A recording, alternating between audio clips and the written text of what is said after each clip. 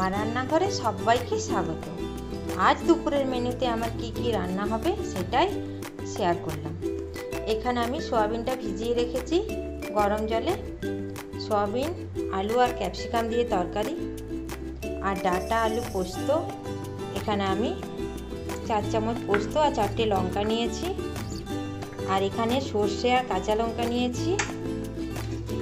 এই ঢ্যাঁড়স আর এই তেঁতুল দিয়ে টক বানাবো, আর সয়াবিনের তরকারি।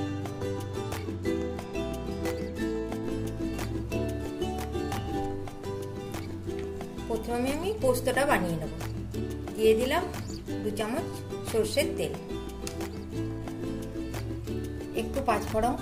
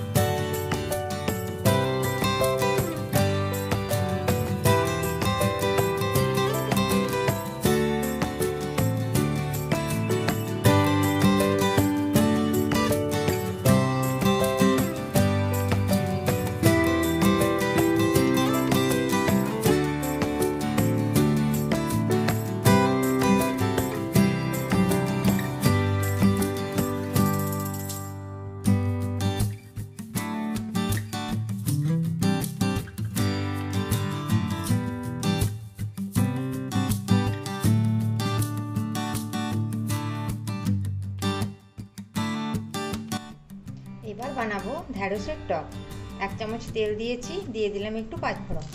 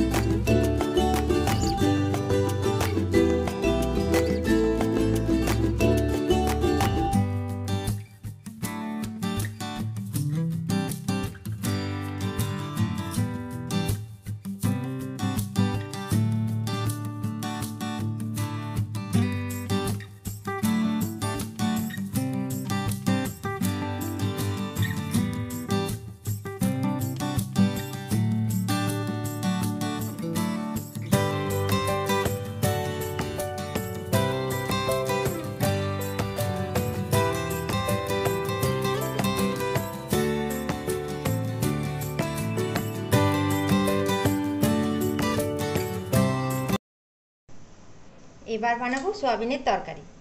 কড়াইয়ে 3 চামচ তেল দিয়েছি, দিলাম একটু জিরে ফোড়ন, দিয়ে দিলাম হলুদের গুঁড়ো একটু। এবার তেলটা আমি ভালোভাবে নাড়িয়ে দেব। এবার আমি দিয়ে দিচ্ছি কেটে রাখা আলু।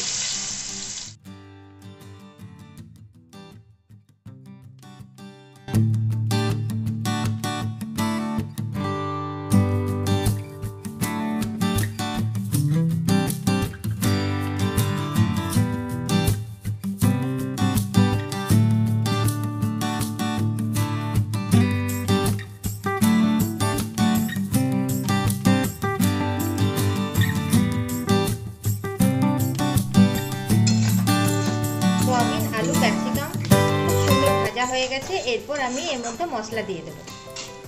এখানে আছে ছোট সাইজের একটা টমেটো, ধনেপাতা, আদা কুচি। এখানে আছে পরিমাণ মতো নুন, পরিমাণ মতো হলুদ গুঁড়ো, 1/2 চামচ চিনি, 1 চামচ জিরে গুঁড়ো, 1 চামচ ধনে গুঁড়ো, 1 চামচ লঙ্কার গুঁড়ো জলে গুলে রেখেছিলাম। এবার আমি ভালোভাবে কষিয়ে নেব।